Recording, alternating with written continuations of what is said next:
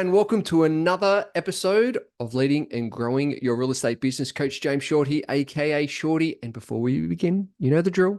Go up to that little button up to the top corner or on the bottom of your page and press subscribe, because the more subscriptions that we can have, the more people that opt in, the bigger the show grows, the better the guests goes.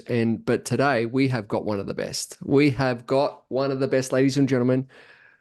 Bobby Haeri from the Investors Agency. This is what happens when you make your money. This is the person that you need to go to, because him and his team have been doing this for years and years and years.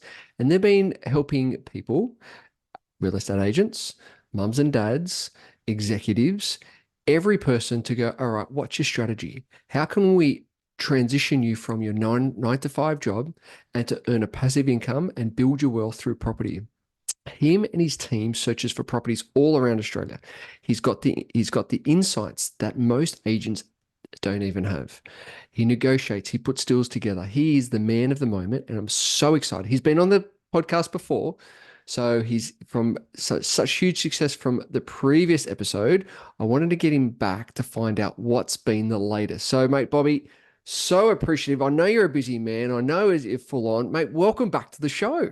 Mate, thank you so much for having me. What an intro. Way to put me on a pedestal and put the pressure on me to make sure I add some value. Mate, no pressure. There's always a massive value bombs that you bring every time that we catch up. So, couple of years since I got you on the show, mate, give us a little bit of background about the Investors Agency, and then we can go what's been happening over the last couple of years. Sure. So a bit of a background on the Investors Agency. Started in 2019, I believe it was 2018, 2019. We've doubled in our team every year since. So it was me on my own, then there was 2, then there was 4, then there was 8, now there's 16. So we don't have any plans on scaling any further over the next couple of years. I think we've put a lot of systems and processes and hiring in place over the last few years. Now we're just set up for some really good growth, and I think it works well with the timing within the Australian economy and everything that's we think is going to come forward. We help, like you said, everyday Aussies purchase investment properties all across the country. We're very data focused and very heavily focused on the economy. So we don't have a specific bias towards a specific location, which I think is extremely important. And we'll just help our clients purchase established properties rather than off the plan or apartments. We're very much focused on building, I guess, a portfolio rather than just one property. We do like to create a bit of a plan and a strategy and help our clients acquire multiple, because we feel that's how you can replace your income and step away from your 9 to 5. It's when you are able to acquire multiple properties and then live off that income. Yeah, I love it. And that's so true. And so why would someone, because there's a bunch of real estate agents that listen to the show, and those who aren't in the real estate listen to the show as well. Yep. But why would someone reach out to you and say, Bobby, I need your help? What is that type of person? Where are they currently at? Or usually, because I know there's different walks of life, but usually where is that person at in their investment journey? Yeah, sure. Really funny you mentioned real estate agents. Why would a real estate agent come to you? So we have helped quite a few real estate agents, and those conversations are interesting to say the least, because real estate agents that's nicely put. Real estate agents and buyers agents, look, we can have quite a strong personality, and we can like to think that the area that we know is the best area for whatever reason. If you work in a specific area, and trying to educate the real estate agents to let them know that, look, the area that you've been working in and living in for the past 10, 20, 30 years, while it may be good at certain times, there's a whole nother world out there, and it's trying to educate them. So it's very, very interesting. But we've had real estate agents who have come back and said, thank you so much for talking me out of the market that I kept telling you to buy for me, and then helping me purchase in the market that you told me I should buy in. So when you get that sort of feedback, it's really, really good. But in terms of our clientele, we get a whole range of clients. So first home buyers is very, very common. Those who can't afford to buy in Sydney, Melbourne, Brisbane now is getting to that point as well. So they'll rent in those areas where they can afford to pay the rent, and then they'll invest in other areas which are a lot more affordable. So they'll invest in areas like Perth or Adelaide or regional Queensland. So rent investors, very, very common. Also those who are looking to tap into equity on their principal place of residence. So most people who bought property a few years ago anywhere in the country would have a lot of equity now. And those who are educated on the wealth creation sort of benefits of tapping into your equity, they're coming to us as well to help us create that. Another thing we're seeing at the moment is SMSF purchases, extremely common now. So a whole range of people, I would say anywhere from 28, 29 years old, all the way up to 45 or 50, and everything in between. And so I just want to jump on that. Like, the interest in the self-managed super funds? Why has been there such a big uptake in that? What's the benefit of that for those who may not know? Yeah, so I think what people are seeing is how volatile their super funds can be. And every time there is a downturn or a recession or consumer confidence comes or goes, you see this massive uptick or downtick in their super, and people are getting quite concerned. I think there's a lot more education now around SMSF and how to buy a property through SMSF. And the biggest benefit is the power of leverage. So let's just say you've got $200,000 in your standard super and it grows at 10%, for example, in 1 year, you've made $20,000. If you use your $200,000 and you leverage another $300,000 from the bank, and that goes up by 10%, you've just made $50,000. You compound that over 10, 20, 30 years, and the difference at retirement age is millions of dollars, literally. So we've done those numbers. The difference on a $200,000 balance or $250,000 is normally what we can't give this advice, but normally financial advisors will say $250,000 is sort of a minimum. But if you're leveraging your 250, the difference between your returns on 250 or 5 or 600 is over 15 years time. It can be millions of dollars. The other thing as well is a lot of people are capped out in terms of their serviceability. So they can't buy property anymore through their personal names. That doesn't mean you can't go and then buy property through your super, through your SMSF. So you're tapping into additional serviceability.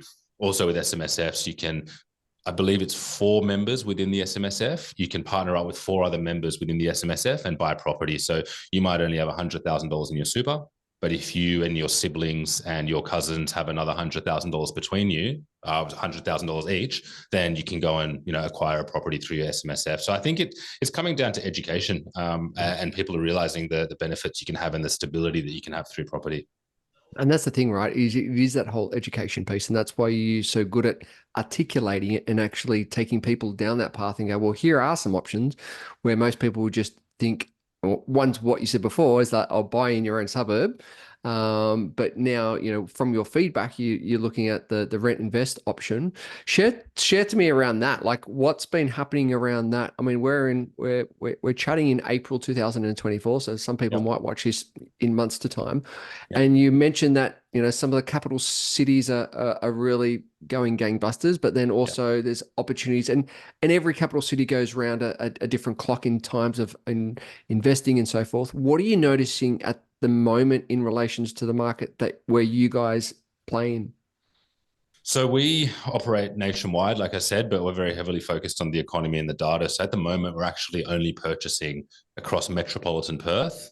Mhm. We wouldn't buy in regional Western Australia. For us, it's not diverse enough. It's too high risk. There's not enough variety in terms of the economies there or industries within the economy. So we're only buying in Metropolitan Perth in specific suburbs. We are still buying in Metropolitan Adelaide, but we do know within the next 3 years that market will start slowing down. And we are buying quite heavily in regional Queensland in areas where there's a real diverse economy. For some clients, we're buying in Brisbane because that market's seeing some really strong growth, but the holding costs in Brisbane are quite high. So when we crunch the numbers for our clients, the holding costs on a Brisbane property might be $20,000 or $25,000 a year at the end of the year after all your holding costs, whereas in those other markets it might be $10,000 a year. So some clients can afford it, some clients can't.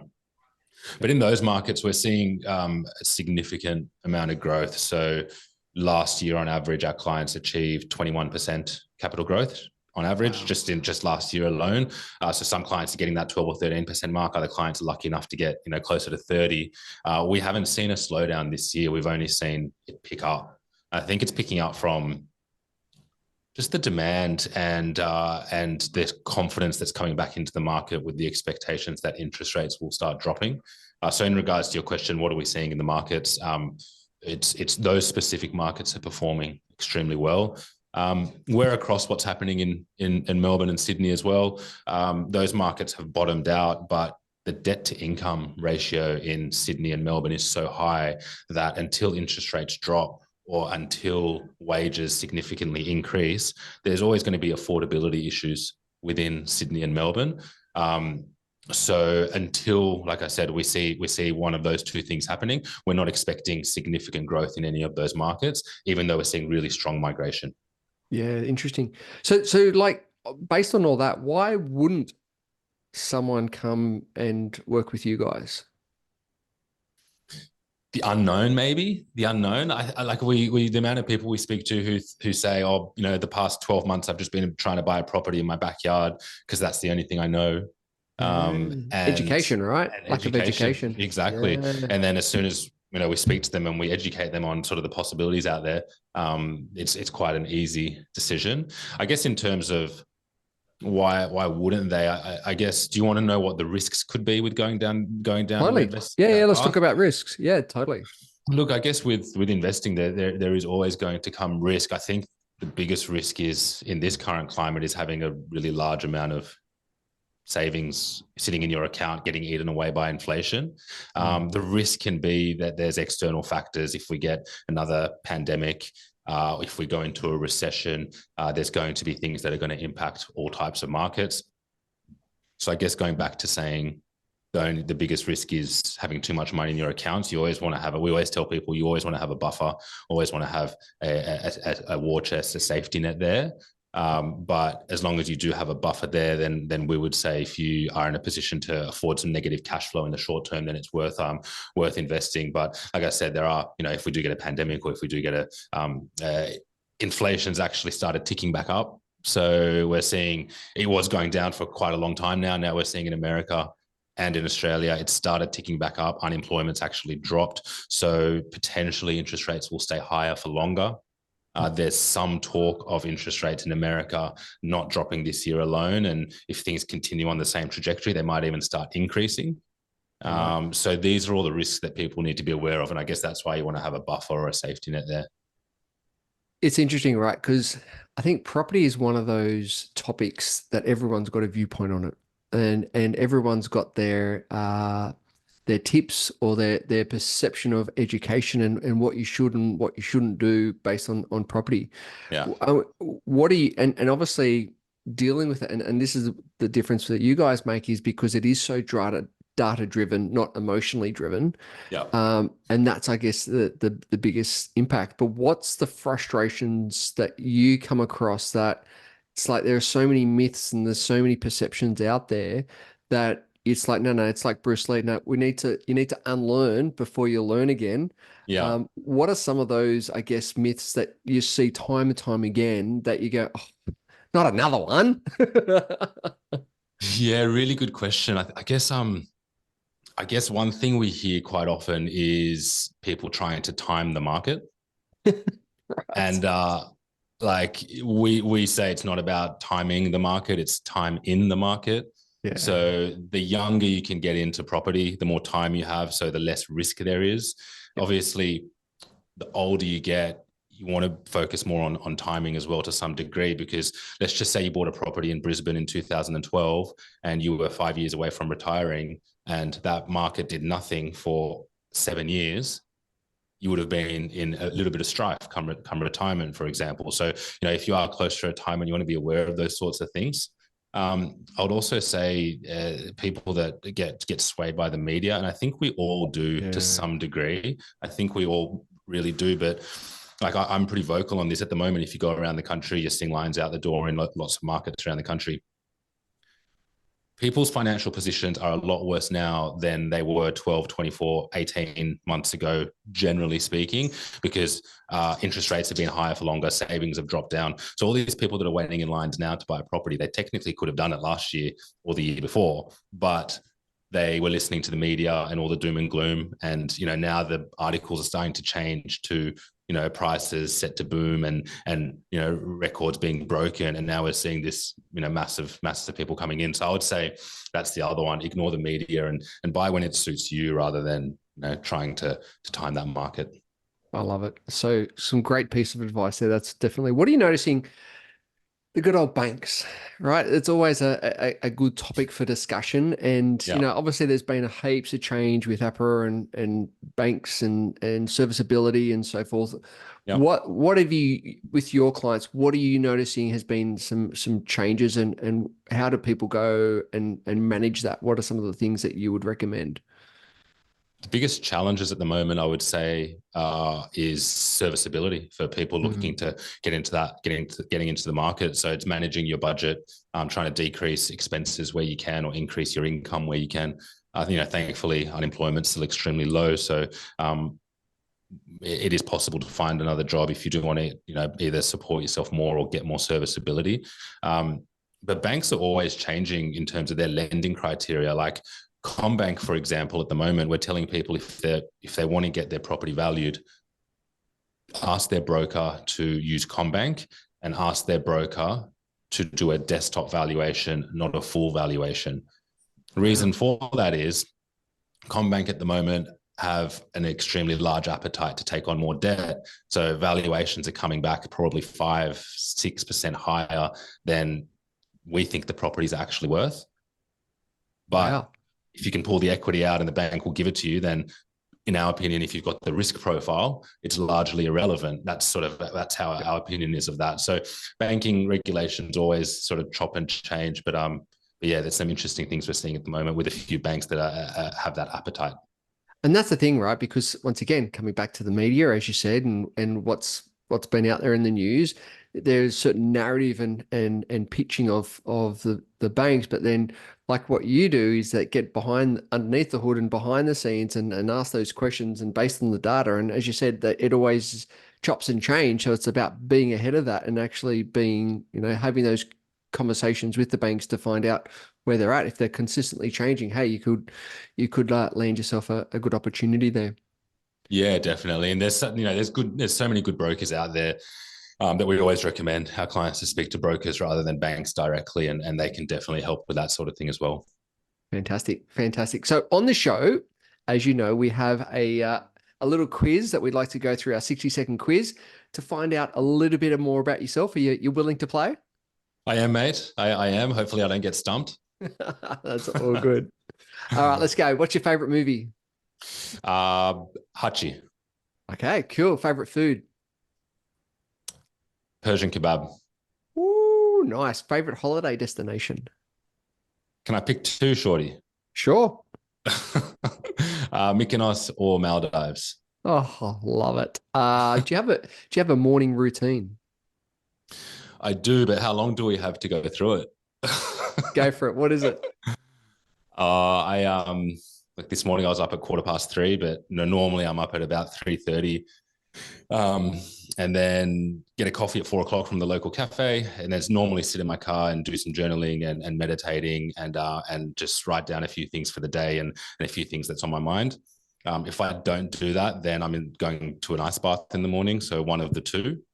That gets me to about 5 a.m. and that's where I do a gym class 5 to 6. And then normally after the gym, I'll go for a dip in the ocean and then get back home by about 6:20, 6:30, and then kids are awake and all hell's broken loose at home and and we're on. But I guess just on that, Shorty, I think there's like this big culture at the moment of like super successful males generally that are obsessed with productivity and obsessed with business and finance and that sort of thing. I want to just put a caveat on what I said, that the whole reason why I do everything I just mentioned in the morning is not necessarily to do with business and finance, even though you got to be in a good space at work, but it's also just to be like a really good father, really good family man, really good husband, have that patience with the kids, have that patience at work. So that's the biggest driver for implementing those routines in the morning. I love that. And I want to just jump on that before we finish off the other questions, because I think it's super important that what you just stated, it's not about having the biggest and the best and the greatest within the work. It's about how do you have those conversations at home, and how do you hold space for the kids when they're tearing up the house, and you're not flipping off your lid. So it's that is the huge. I'm really appreciative that you actually shared that. So thank you. Do you have an evening routine? I think the morning routine starts at night, to be honest. Okay, cool. I don't go. We generally don't have the TV on unless the footy's on. When we get home, I don't have a phone, or I don't have my phone in my room before I go to bed. Don't check emails or anything unless something urgent comes up on my phone that I need to check. So minimal technology. Try to get out with the family and get some fresh air. And normally try getting to bed by about 8:30. And that's what allows me to do the morning routine. It's making sure you get a good night's sleep. I started fasting just from this week. I feel amazing as well. Generally 18 hours off, six hours on. I feel really, really, really good. Oh, that's so good. Particularly in that morning, right? It's like, woo, super sharp. Yeah, fantastic. Exactly. I was trying not to eat till after this podcast at 1 o'clock, but then I felt ravenous. So I thought I better have a few bites. So good, so good. Do you have we went over 60 seconds? Sorry, Shorty. Oh, that's all right. All good, all good. Do you have a most embarrassing moment? I do, mate. And it happened only like a month or two ago. So I was meeting a mortgage broker in Barangaroo in Sydney. So for those that don't know, Barangaroo is like a very new area, quite affluent area. It's a commercial area as well. So I was having a meeting with a broker, just having a coffee. And then I really badly needed to go to the bathroom. So the meeting was over, and I was trying to find a bathroom. Finally found a bathroom, and it was one of those ones that you press the green button to open, then you got to press the button to lock. And this bathroom was visible from the walkway. Like I could see your hand over your head. So this bathroom was visible from like the main pathway in Barangaroo. It wasn't like you got to open one door to get to the bathroom. It was just open. So I ran in, just made it into the bathroom, and then I pressed lock. Unbeknownst to me, the lock didn't work. So thankfully it was just a number one. Thankfully I was just doing a wee, not a number two. And then as I was doing my thing, a lady behind me opened the door, and I was open to the whole of Barangaroo, but my back was to everyone, but it was embarrassing enough. I think that's been one of the best answers to that question since. I love it. Not sure why I admitted that on a public space, but it was the first thing that came to mind. Love it. So if you could choose 5 inspirational people to have dinner with, who could they be? Could be dead or alive? Oh, very good question. I would have to say, I don't know if I'll come up with 5, but Nelson Mandela would be one. Mm-hmm. Muhammad Ali would be another. Gandhi would be another one. They're the 3 that have come to mind, Shorty. They're the three that have most come to mind. I think those maybe like Marcus Aurelius or something as well. I was going to say, what about the intel around that table? Oh my gosh! Do you have a biggest regret? Biggest regret? No, I can't, nothing really comes to mind. Like, I mean, I bought it, first world problems. I bought an off the plan apartment when I was super young, and it didn't perform as well. That's the first thing that comes to mind. On that, like, I'm quite driven by I take action because I'm fearful of regretting something. So like, if something is really eating away at me, then that's my driver to take an action for it. And thankfully things have worked out sort of positively until now. So, that's the off the plan apartment is probably the biggest thing. Yeah. Fantastic. And now, if you were Prime Minister for the day, what's one thing that you would change? Oh,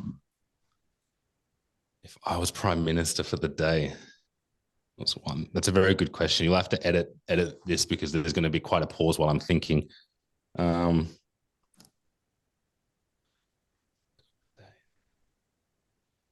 You've stumped me, Shorty. All right, I'll come back to it. If it comes back to me, I'll think of something. That's okay. Best piece of advice. Yeah, the best piece of advice I would give someone is